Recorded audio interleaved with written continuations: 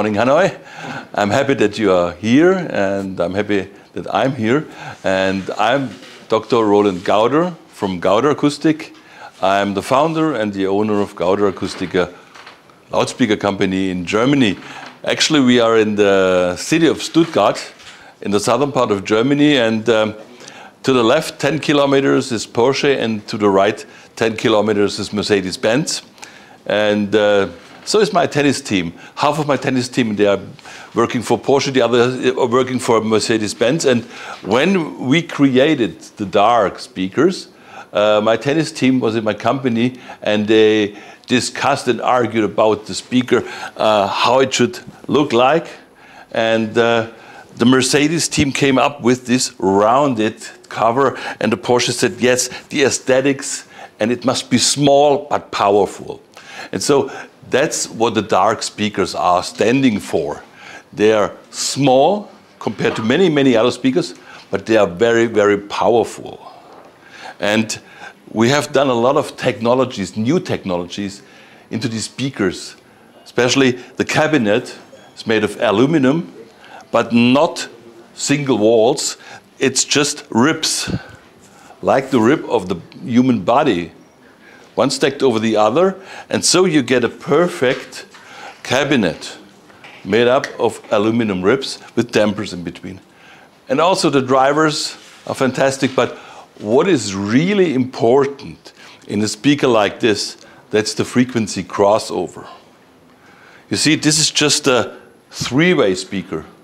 The bass, the woofers, mid-range, and the tweeter, who reproduces the highs.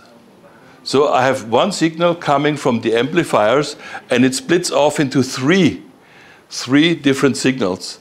And at the end, they should come together as acoustical output. And in the frequency crossover, the signal is delayed.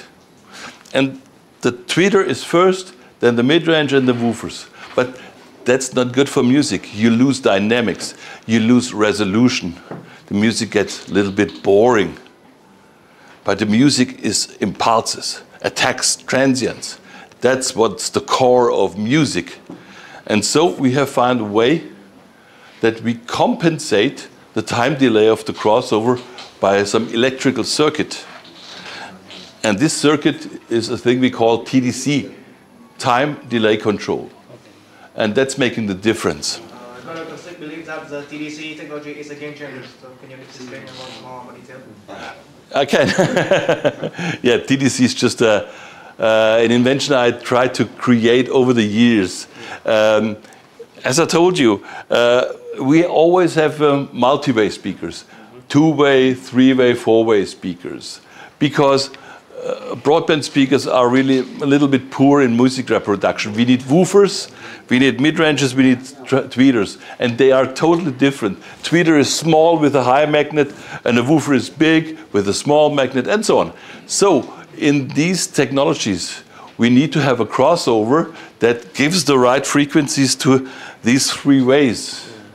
But the problem with analog frequency crossovers is that if you have an inductor in the crossover, and you will have, if you have a low pass, then the signal is delayed in time. It comes late. The tweeter is always shooting first, then the mid-range, and then the woofers. And so some companies try to compensate for the effect that they put the tweeter in the back a little bit. You can do that, but then you get reflections and diffractions effects. You get secondary sound sources, and then the ear is a bit confused. And it doesn't help really, because that's an electric effect, the time delay, and you should compensate it electrically. And that's what we do inside the crossovers. We have components inside the crossovers which are only there for the time delay, the correction of the time delay. GAUDER AKUSTIK has many different product lines. Yes. So how will they meet different customer segments? Yeah, of course. I would like to have speakers for everybody. And this normally depends on money. Of course, not everybody can buy our big dark 750 or Berliner RS11, but some people, they they don't have that much money, but they also want to listen to music. And many people are poor, but they love music. They want to listen to their favorite instruments, their favorite bands and orchestras. And so people are addicted to music all over the world. That's a common phenomenon. And I want to create speakers which are on top, on the edge of the design, on the edge of technology, very, very good, but for everybody. So we produce speakers like the Arconas for people who start with hi-fi and they don't have that much money. And the next thing is, these people, they save some money and want to get more because they like what they hear. And then we have the Capellos. And then we have the Ilargos. And then we have the Berlinas. And then we have the dark speakers. So you can go up from reasonable prices up to very, very high class, because these big speakers, they have very, very expensive drive units in it, very expensive crossovers, very expensive cabinets. But even our Arcona 60, a small floor-standing speaker, gives you this illusion of the perfect stage, the perfect image of music, even the small one, because we use the same technologies inside as for the big ones. Last question. Yes. What's the plan of GAUDER Acoustik and partners audio online in near future? Yeah. Of course, we want to extend our technologies. Remember a thing. In hi-fi, we measure frequency responses 50 years, 60 years. And no, of course, many speakers, they have a good frequency response. But they sound totally different. So what's the matter about that? That's the question. And as I'm a physicist, I know it's the time domain. So that means it's the impulse response. Do you have a good frequency response, but the time response is just poor? And then you have this time delay between the mid-range, the woofer, and the tweeter. You have a smearing of impulses and you lose the dynamics and the drive of the music. And that's what we want to increase in the near future. We want to show people that it's much more important to have a good impulse response than looking at frequency responses. You know, we get some questions always from customers all around the world.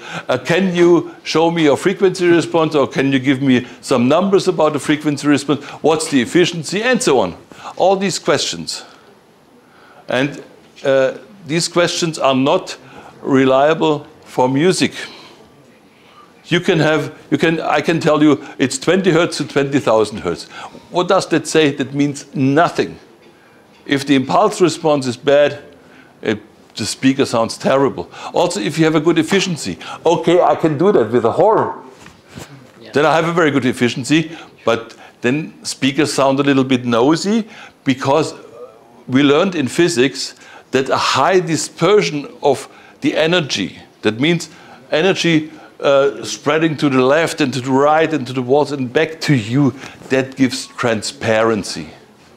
So a horn speaker always sounds a little bit noisy, and that's why the horns, they try to open up their angle, their opening angle. You know, the old horns, they were just like a flat, like this, but the new horns, they have some exponential curvature to give more transparency. But so what?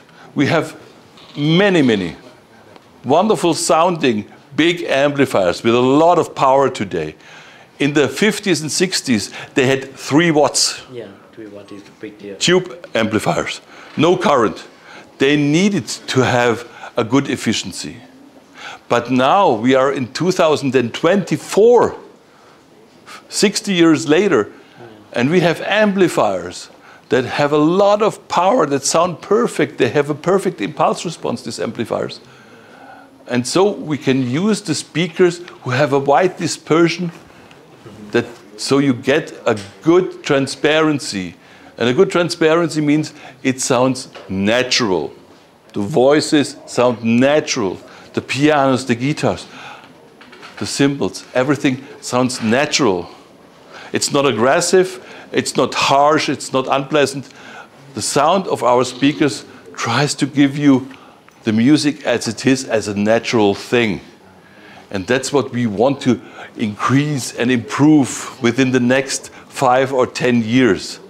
And so we are not at the end. We are just right at the beginning.